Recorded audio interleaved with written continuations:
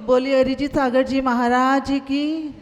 पूजा न जानू भक्ति न जानू, पूजा न जानू भक्ति न जानू, कैसे मैं पाऊँ तुझको भेद न जानू। ओ महावीरा, ओ महावीरा, ओ महावीरा, ओ महावीरा। तीन लोक के तुम हो दाता, जोड़ लिया भक्तों संग नाता। तीन लोक के तुम हो दाता, जोड़ लिया भक्तों संग नाता।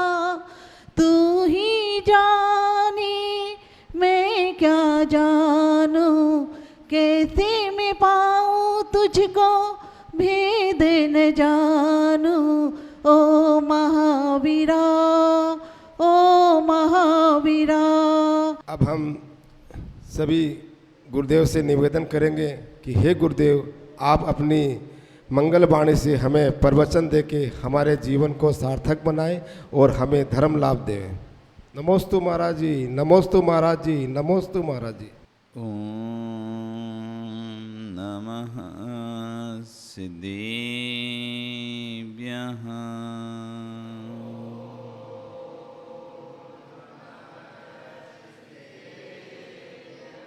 ओम नमः सिद्धेभ्यः।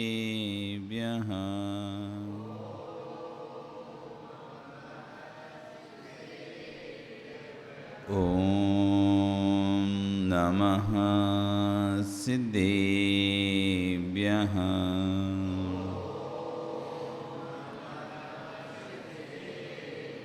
तिर्यणि खग्गिणाय रुत्तारी मोहि सिर सिरणी बिहो। आयरी राव पस्यो परवादिण्यो भव्य जी लोए। नमो हरिहंताणं, नमो सिद्धाणं, नमो आयरीयाणं, नमो वज्रायाणं, नमो लोई सव्यसाहुणं। बोलिए अनंत अनंत परमेष्टि भगवान की, आदि ब्रह्म आदिनाथ भगवान की, वर्तमान शासनिक महावीर भगवान की, भूल नायक श्री 1008 पार्श्वनाथ भगवान की, अहिंसा आचार्य गुरु विश्व सागर जी महाराज की, अहिंसा में विश्व धर्म की।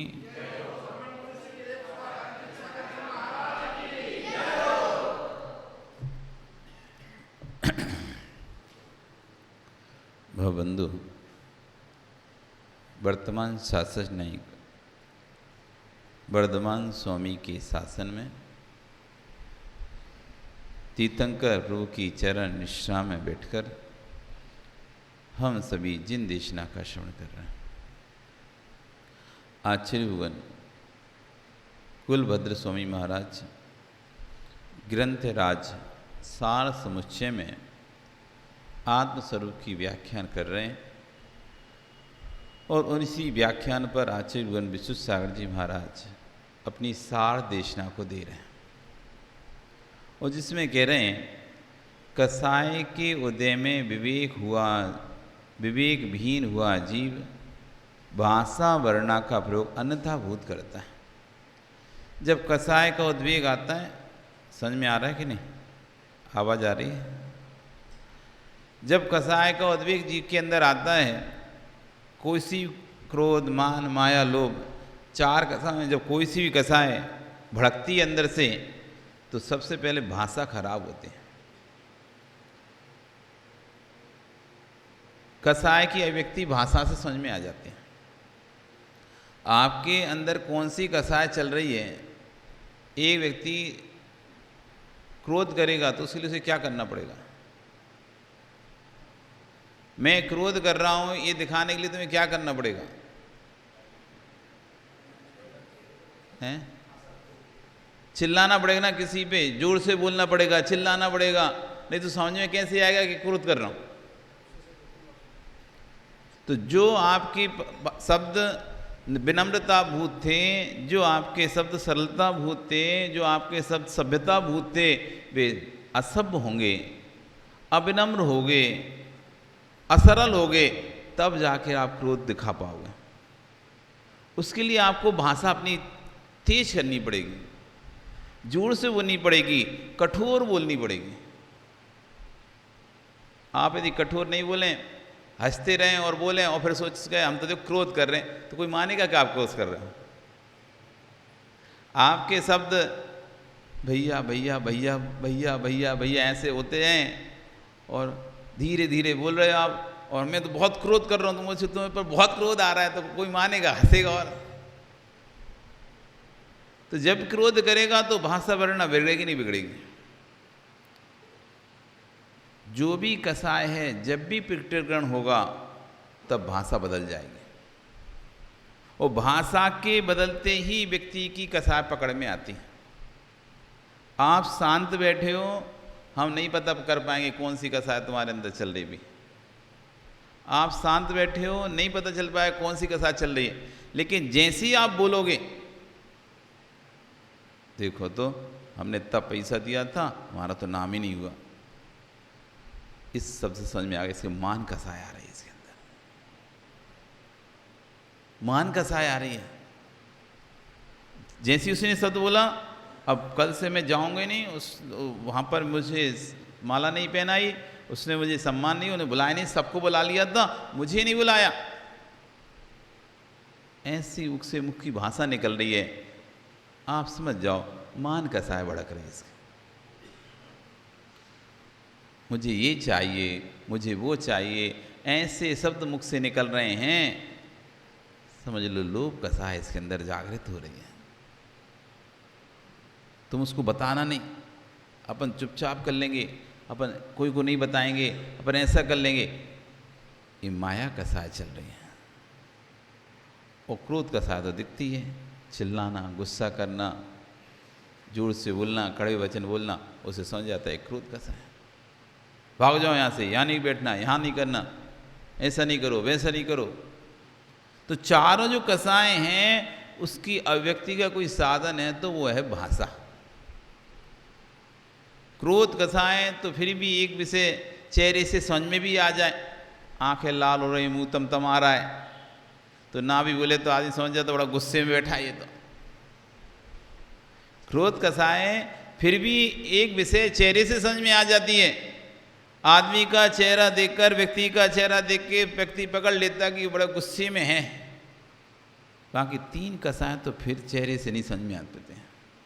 शांत बैठे हो, अंदर अंदर क्या चल रहा है कैसे पता चलेगा? अंदर अंदर क्रोध चले तो चेहरे पे समझ में आ जाता है, लाल आँख हो जाती, मुंह तमा आ जाता है। लेकिन लोभ चल रहा है अंदर ही अंदर तुम्हारे, अब वो कैसे चेहरे पे दिखेगा? शांत बैठे हो, अब लोभ कसाय भड़क रही, तुम तो शांत बैठे हो, चुपचाप बैठे हो। लोभ कसाय आपको पता है कि मुझे इस वस्तु को चाहने की इच्छा हो रही है, लेकिन दूसरे को कैसे पता कि तुम्हें इस वस्तु को चाहे की इच्छा है? आपको अमुक वस्तु चाहिए, ये दूसरा कैसे समझेगा? जब तक आप उसको मनन बोलोगे नहीं, तो बोलोगे तो समझेगा कि आपको वस्तु चाहिए कि नहीं चाहिए। तो तीन कसाएं, यदि कोई चेहरा पढ़ना जानता तो तीन कसाय को चेहरे से पढ़ लेगा, और चेहरा पढ़ना नहीं जानता तो जब तक सामने वाला बोलेगा नहीं ना, तब तक वो नहीं समझ सकता। तो यहाँ कह रहे हैं जैसे ही कसाय का उदय अंतरंग में आता है तो भाषाओं का प्रयोग अन्यथाभूत होने लगता है, विपरीत हो जाता है। जैसी नॉर्मल भाषा बोलते हैं उससे बदल जाती है भाषा। अन्यथाभूत प्रयोग कर लेने के बाद स्वयं ऐसा लगता है कि नहीं, मैंने अच्छा नहीं किया। जब भाषा का उल्टा सीधा प्रयोग कर लेते हैं और बाद में जब ठंडे होते हैं तब लगता है अरे क्यों ऐसा बोला, नहीं बोलना चाहिए था। क्रोध का साय में आके किसी पर गुस्सा कर दिया, डांट दिया, चिल्ला दिया, लेकिन बाद में जब ठंडा होता है वही व्यक्ति तो सोचता है मुझे ऐसा नहीं करना था।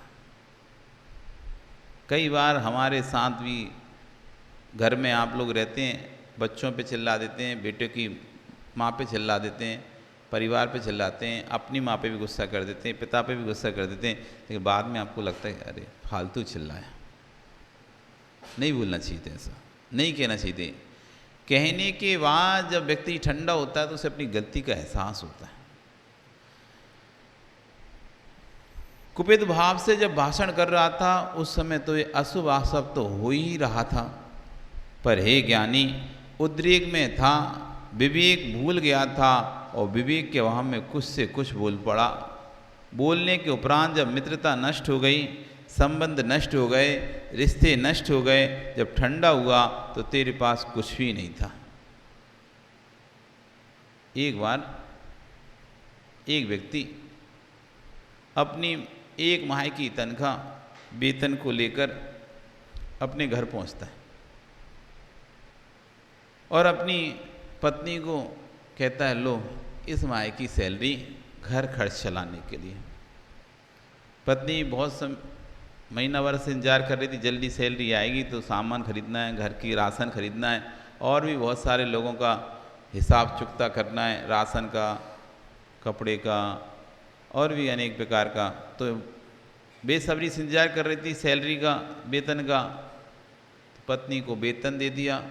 पत्नी खाना बना रही थी, उस समय चूल्ही पर बैठकर उधर ही खाना बना रही थी और उसने उसी को पैसे की गड्डी को वहीं रख लिया। जब उठेंगे तो अंदर अलमारी में रख देंगे। उसका एक छोटा सा बच्चा खेल रहा था। इधर पति ने पत्नी को आवाज़ दी, सो पत्नी चूल्हे से उठकर पति के लिए पानी देने के लिए गई। तभी बच्चा खेलता खेलता चूल्हे के पास पहुंच गया और वहाँ जो नोटों गड्डी थी, अब बच्चों को क्या नोट क्या और कागज़ क्या, उनके लिए तो सब एक से हैं। नोट भी कागज़ ही हैं और कागज़ भी नोट कागज़ हैं। उन्हें तो कागज़ और नोट में कोई अंतर नहीं लगता, सब एक है। और उसने वो गड्डी ली और कहाँ डाल दी? चूल्हे में। चूल्हे में गड्ढे। इतने में जब माँ लौटी और देखा कि नोटों की गड्डी जल रही है, इतना गुस्सा आया, इतना गुस्सा आया कि उसने उस गुस्से के आवेग में अपने बेटे को ही चूल्हे में फेंक दिया। गुस्से के आवेग में बेटे को ही चूल्हे में फेंक दिया। आवाज सुन के पति अंदर घुस आया, दिखता है कि बेटा झुलस रहा है। उसको गुस्सा आ गया, बेटे को तो हटाया वहां से और पत्नी को उसमें झोंक दिया। अब कसाय को उद्वेग देखो, बेटा गया कसाय में, एक की कसाय में बेटा गया, दूसरी कसाय में वो पत्नी चली गई। और जब उसको दिमाग ठंडा हुआ, हाय हाय मैंने क्या किया, अब मैं लोगों को क्या मुंह दिखाऊंगा, और सेम ने भी अपना गला काट लिया। जब कसाय का उद्वेग आता है तो व्यक्ति भूल जाता है, और जैसे ही कसाय का उद्वेग ठंडा होता है ना, तब उसे लगता है हाय हाय मैंने क्या किया। फिर तड़पता है जीने के लिए, पहले मरने के लिए भरसक प्रयास करता है जीव। एक परिवार था जहाँ हम रहते थे, हमारे सामने एक परिवार रहता था, बहुत अच्छा परिवार था, जैन परिवार, 3 बच्चे, पति पत्नी 3 बच्चे, और बढ़िया उनका चलता था। हम भी उनके घर में आते जाते रहते थे, वो भी आते जाते रहते थे। एक दिन जब सुबह उठे तो एम्बुलेंस बाहर खड़ी हुई थी। ये क्या है, एम्बुलेंस क्यों आई है? पता चला रात में पति पत्नी दोनों में क्या बात पे लड़ाई हुई, क्या झगड़ा हुआ। खुद को तेल डाला, बच्चों पे तेल डाला और आग लगा दी। पूरे परिवार को आग।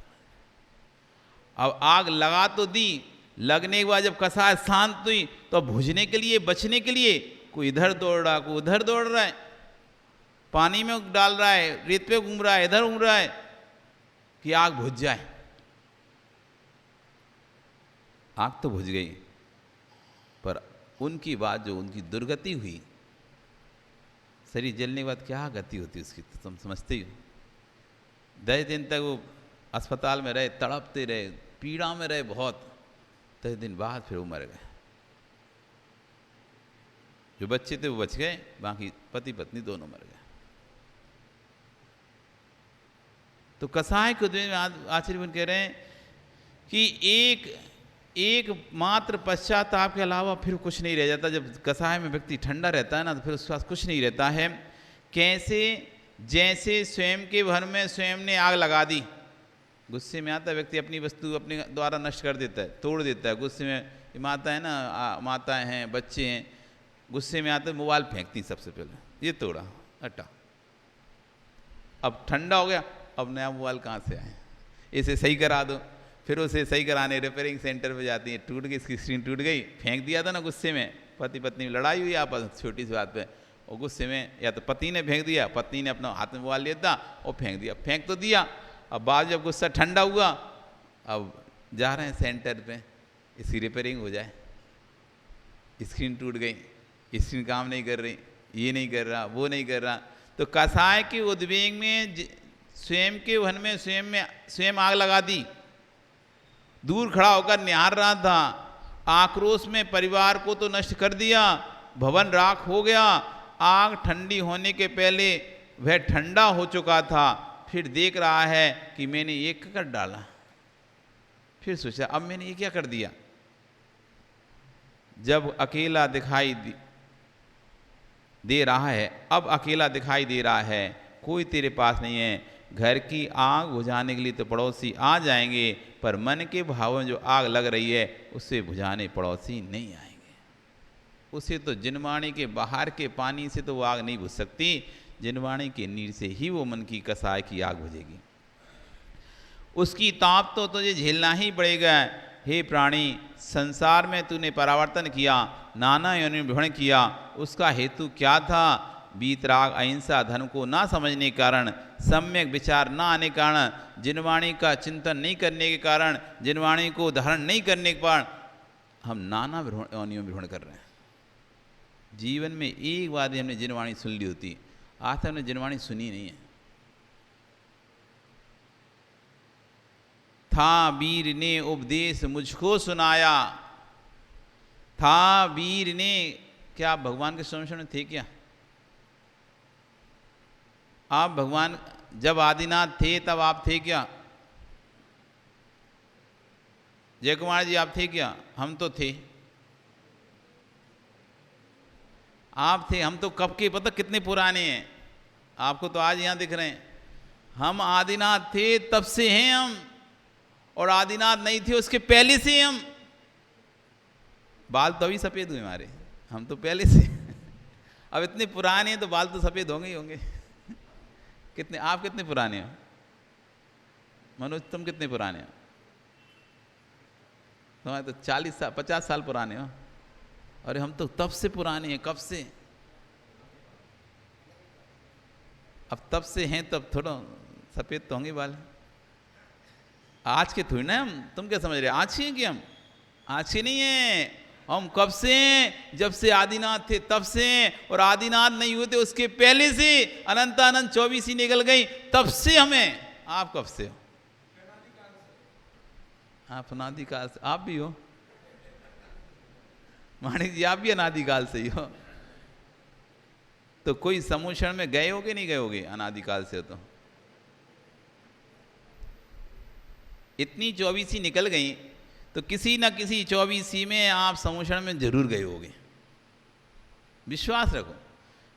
क्योंकि जब पंच परावर्तन की बात आती है तो ऐसा कोई क्षेत्र नहीं है जहां पर ये जीव नहीं पहुंचा हो। सिद्ध शिला में भी जाकर आ गए हम, सिद्ध बनकर नहीं, निगोदिया बनकर। ऐसा कोई स्थान नहीं है जहां पर ये जीव ना पहुंचा हो।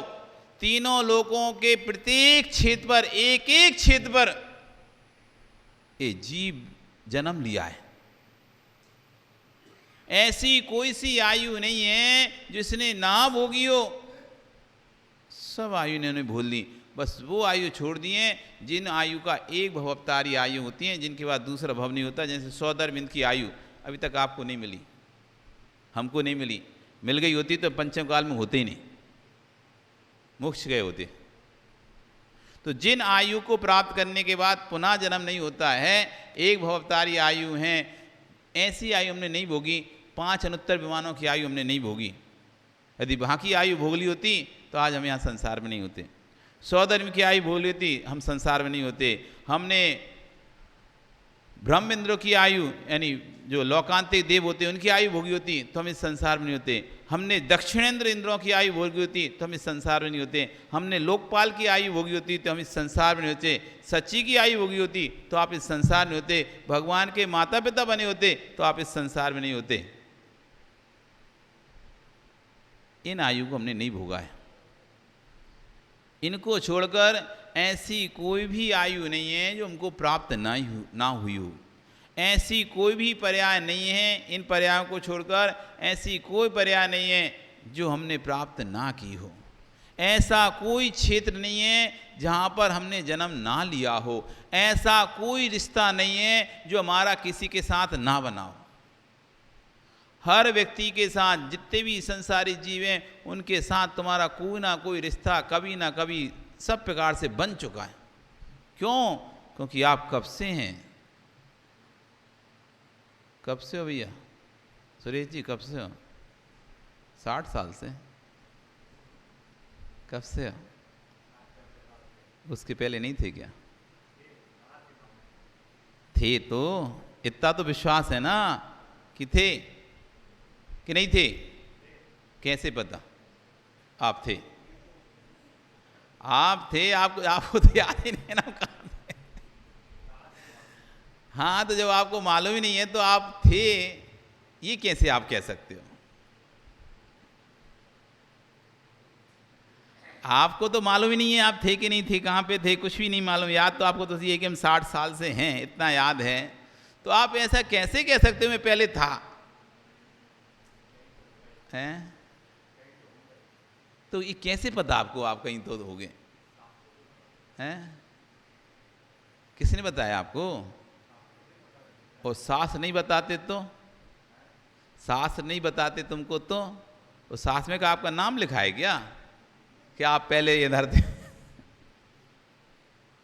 आपको कैसे पता चला कि आप थे पहले?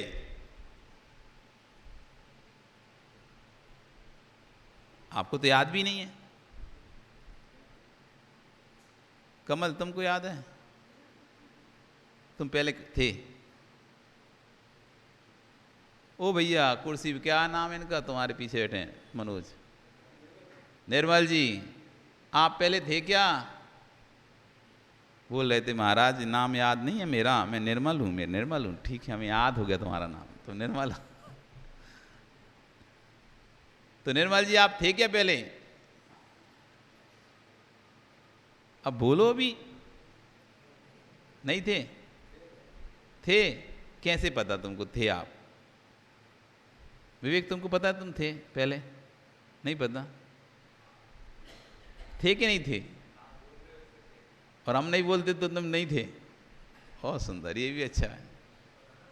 अक्षत तुम नहीं बता पाओगे, माता बता देंगे, हम बता दे रहे पक्का। तुम्हारी धुलझाई सबकी देखो तो कितनी ज्ञानी हो गई वो। 2 दिन में 3 दिन में कक्षा में आके ज्ञानी हो गई हैं, और तुम लोग अज्ञानी के अज्ञानी मुड़वक ही बने रहो।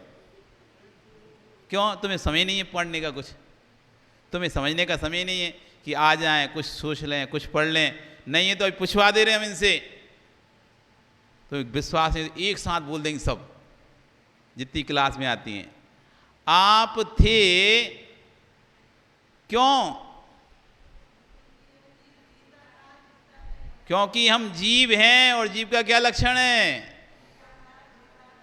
जो जीता था, जीता है और जीता रहेगा, वह जीव होता है। और मैं एक जीव हूं, अभी भी जी रहा हूं, और पीछे भूत में भी जीता था, और वर्तमान में भी जीता रहूंगा, इसलिए मैं था।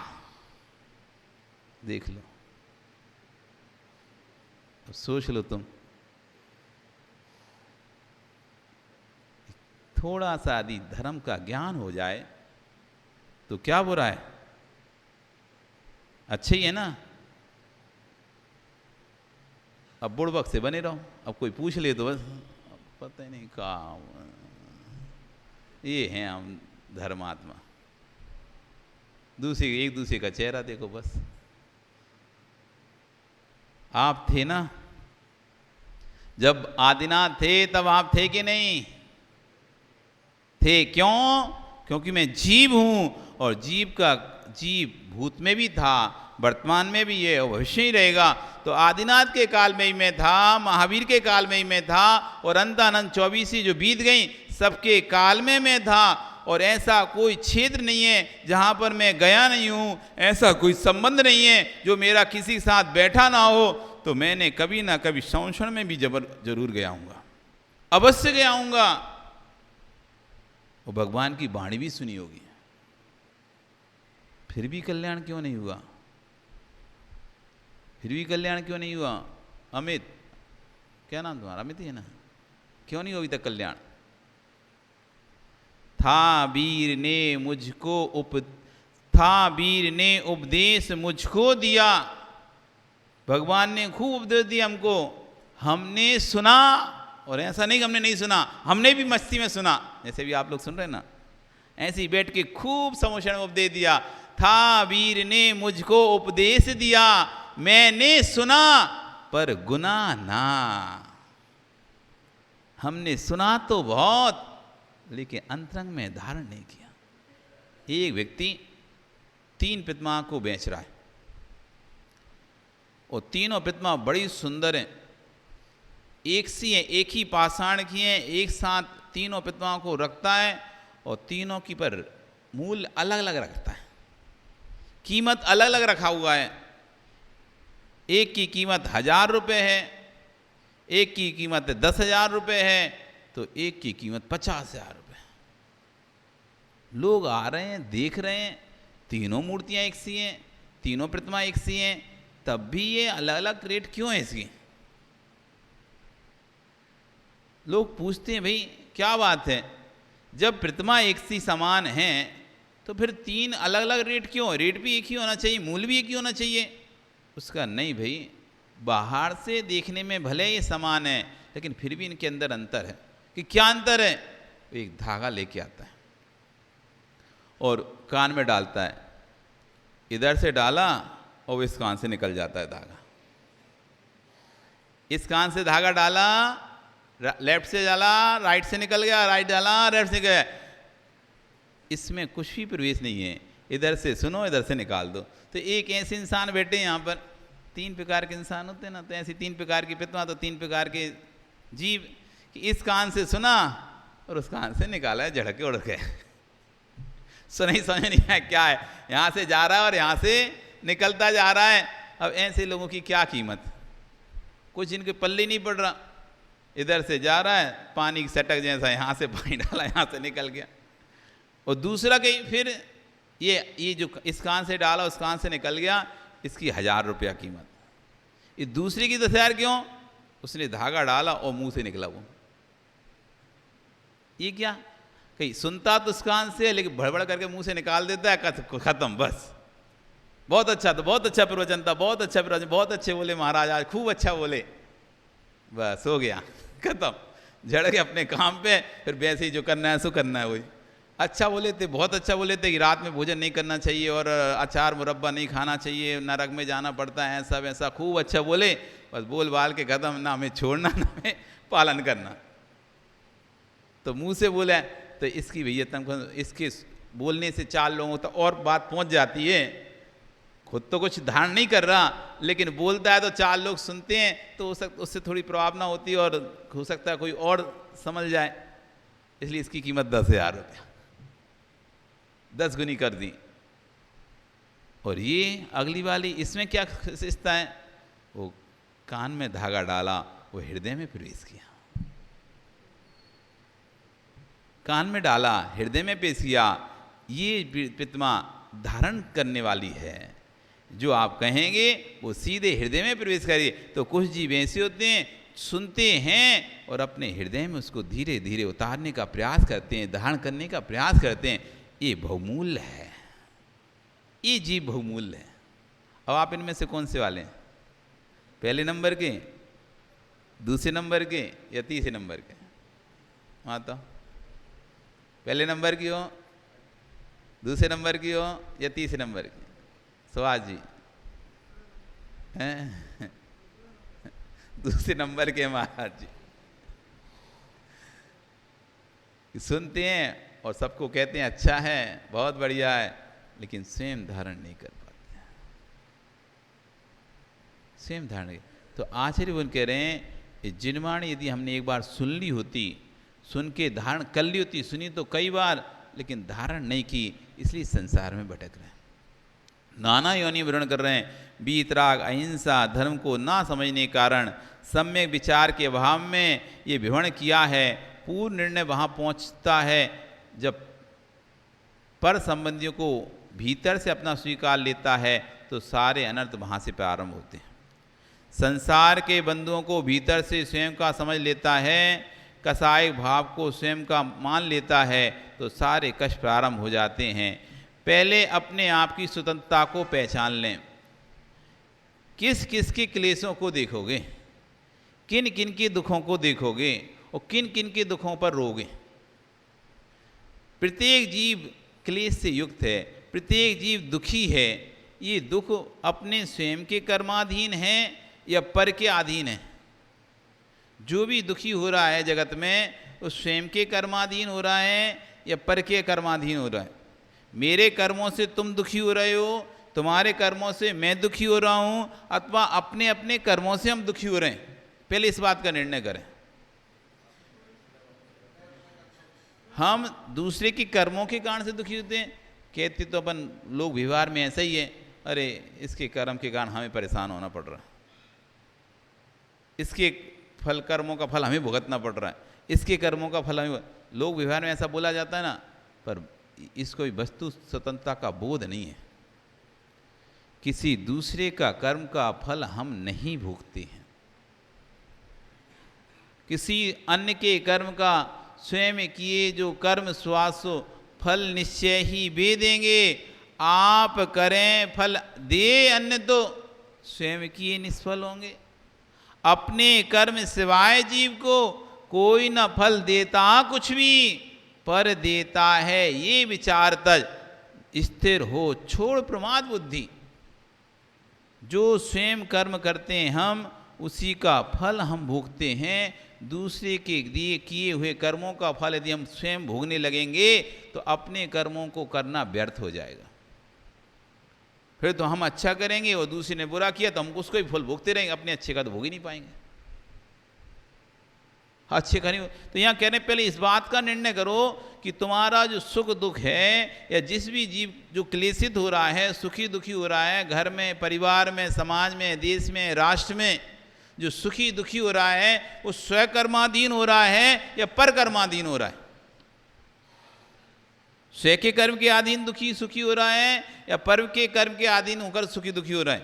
इस बात का पहले निर्णय होना चाहिए। वस्तु स्वतंत्रता का बोध होना चाहिए, कण कण स्वतंत्रता का बोध होना चाहिए। जब तक कण कण स्वतंत्रता का बोध नहीं होगा, कण कण स्वतंत्रता का सूत्र आपके दिमाग में नहीं बैठेगा, तब तक आप कभी भी सुखी नहीं हो सकते। ये दीवाल दिखाई दे रही, दीवाल एक है कि अलग अलग है? एक नहीं है तो फिर खड़ी कैसे? तो ये अलग अलग हैं कि एक हैं? ईंट, बालू, सीमेंट अलग अलग हैं या एक हैं? यदि अलग अलग ही होती तो फिर एक रूप में खड़ी नहीं हो सकती थी। रख दो एक तरफ, ईंट रख दो, बालू रख दो, सीमेंट रख दो, तीनों के एक ऊपर एक रख देना, खड़ी करके दिखा दो दीवार। ईंट भी दे देंगे तुम्हें, बालू दे रहे, सीमेंट दे रहे, और तीनों अलग अलग रहने दो और फिर दीवार खड़ी करके दिखा दो, हो जाएगी खड़ी? राकेश हो जाएगी खड़ी? इन सबको जोड़ के एक करना पड़ेगा ना, तो अब ये एक है कि अलग है? अब ये एक है कि अलग है? अभी ये जोड़ के खड़ी की ना, अब एक है कि अलग अलग है? एक नहीं है। यदि एक स्वीकार नहीं करोगे तो दीवार खड़ी नहीं कर सकते। एक स्वीकार नहीं करोगे तो दीवार खड़ी नहीं कर सकते। अलग अलग पड़ी रहती है, बालू अलग पड़ी है, सीमेंट अलग पड़ा है, ईंट अलग पड़ी है।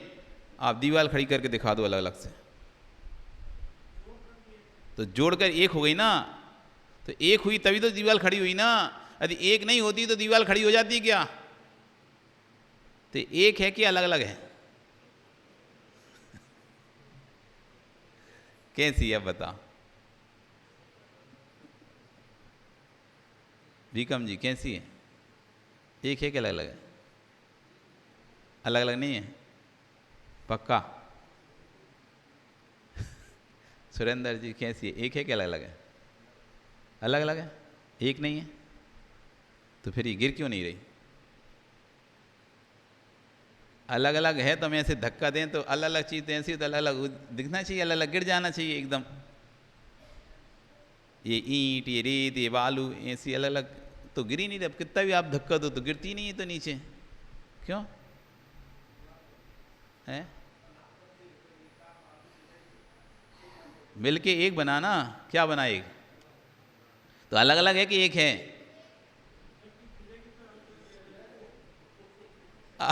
ये कैसे फंस गए दीपक? अब तुम वकील हो, तुम ही बताओ। अलग अलग नहीं है क्या? क्यों अलग अलग नहीं है? एक बन चुकी है, एक हो गई। एक हो गई क्या? एक दिख रही है क्या? एक हो गई? गहराई से समझो। एक दिख रही है हमको, अलग अलग नहीं दिख रही। दिख कैसी रही है? एक ही दिख रही ना। एक दिख रही है पर कितने वर्षों से एक दिख रही है? 50 वर्ष तो हो गए होंगे। कितने साल हो गए इसको? हो गए 50 साल इस दीवार को बने हुए। सुभाष जी कितने साल हो गए दीवार को बने? 45 साल हो गए, 40 साल हो गए। 40 साल से दीवार एक है। कैसी है? एक है कि नहीं है? अरे बोले ही नहीं रहा सुशील, क्या होगा सबको? 40 साल से दीवार एक है कि नहीं? अक्षत है कि नहीं? पर एक हो गई क्या?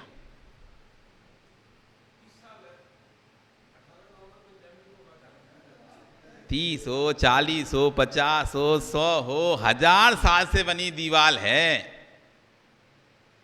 एक है कि नहीं? एक हो गई क्या?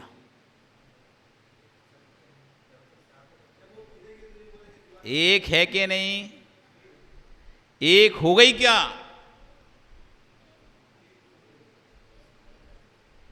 समझ ही नहीं रहे। एक है कि नहीं? मनन एक है कि नहीं दीवार? एक हो गई क्या?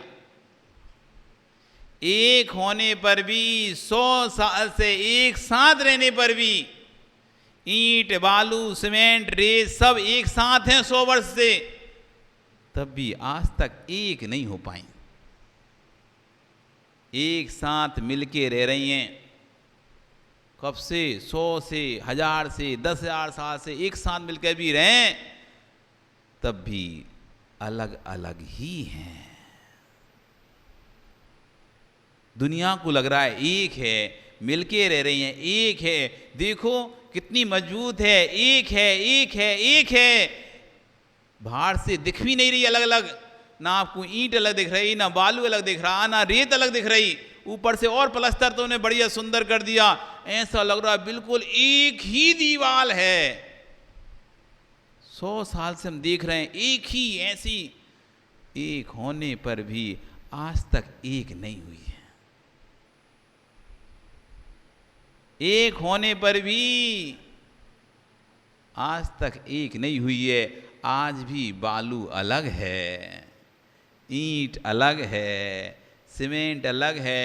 इतने वर्षों साथ रहने पर भी सीमेंट बालू नहीं बना, बालू सीमेंट नहीं बना, ईंट सीमेंट नहीं बनी, सीमेंट ईंट नहीं बना, बालू सीमेंट ईंट नहीं बनी। सब अपनी अपनी स्वतंत्र सत्ता को रखें। आज भी बालू स्वतंत्र भैंसी की भैंसी है, बालू बालू ही है। इतने सालों तक सीमेंट के साथ रहने के बाद भी बालू सीमेंट नहीं बन पाई। इतने साथ ईंट के साथ मसाला रहने पर भी मसाला ईंट नहीं बन पाया, ना ईंट मसाला बन पाई। आज भी सब स्वतंत्र हैं कि नहीं है? अलग अलग हैं कि नहीं? एक हैं कि अलग अलग हैं? कैसे हैं? ओ गोदा जी, गोदा ही ना, क्या नाम तुम्हारा? सुनील। एक है कि अलग अलग हैं? अभी एक नहीं है, एक नहीं है, अलग अलग है। बड़ा ज्ञान हो गया अब तो तुम्हें, केवल ज्ञान होने वाला है, पक्का है। ये बात, इतनी सी बात समझ में जा बस, कि एक साथ रहने के बाद भी अलग अलग ही हैं। आप पत्नी के साथ 25 साल से रहे हो, बेटों के साथ 12 साल से रह रहे हो, माँ के साथ 50 साल से रह रहे हो, परिवार के साथ रह रहे हो, सबके साथ रह रहे हो। आप कह रहे में हम एक हैं, हम एक हैं, हम एक हैं। तुम एक होने के बावजूद भी अलग अलग ही हो। आ रहा है समझ में? सुन रहे हो ना? सो तो नहीं रहे? सुन रहे हो?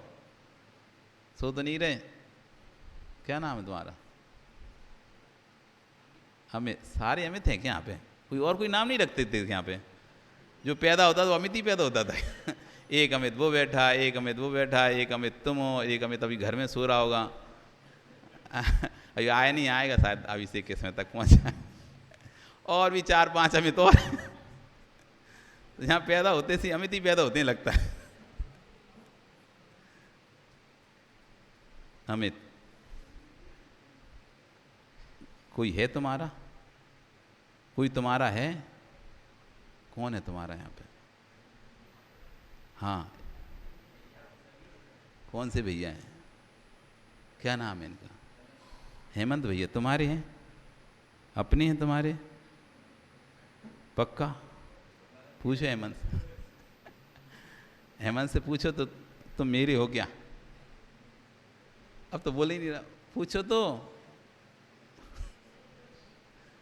हेमंत से पूछो, हेमंत भैया आप हमारे हो? पूछ ही नहीं रहे। पूछ लो, क्या बिगड़ रहा है तुम्हारा? क्या ही जा रहा है? अब बताओ अमित, हेमंत तुम्हारा है? हेमंत तुम्हारा है? कब से है? वो कब तक रहेगा? और उसके बाद फिर किसका हो जाएगा? जन्म से मृत्यु तक तुम्हारा रहेगा, और फिर उसके बाद किसी और का हो जाएगा ना। मतलब तुम्हारा नहीं है। तुम्हारा है? तुम्हारा होता तो तुम्हारे साथ जाएगा। जो चीज़ तुम्हारी है वो तुम्हारे साथ जाएगी, और जो तुम्हारी चीज़ नहीं वो यहीं छूट जाएगी। जो चीज़ तुम्हारी है वो तो तुम्हारे साथ जाएगी नहीं जाएगी, और जो तुम्हारी नहीं है तो तुम मनन करो, चिंतन करो थोड़ा सा, वहीं छूटेगी नहीं छूटेगी।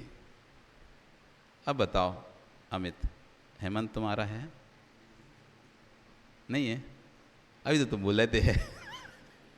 अभी बोल रहे थे है, और अभी इतनी जल्दी बदल गए तुम, चेंज ही हो गए।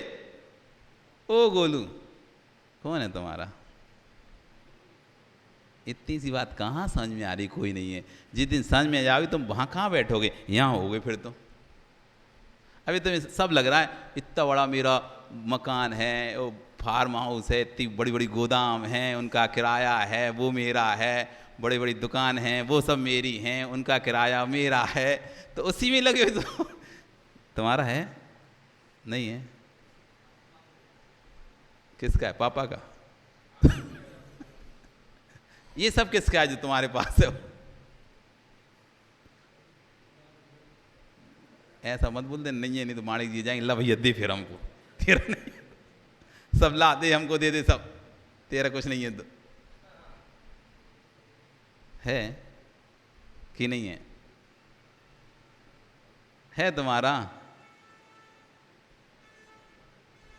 कण कण स्वतंत्रता का बोध करो। आज आपका समय, कल फिर आओगे, पर्याय रही तो हम आगे इसी से आगे शुरू करेंगे कि स्वतंत्रता का बोध पहले करना पड़ेगा। जब तक स्वतंत्रता का बोध नहीं होगा तब तक हमारा कल्याण नहीं होगा।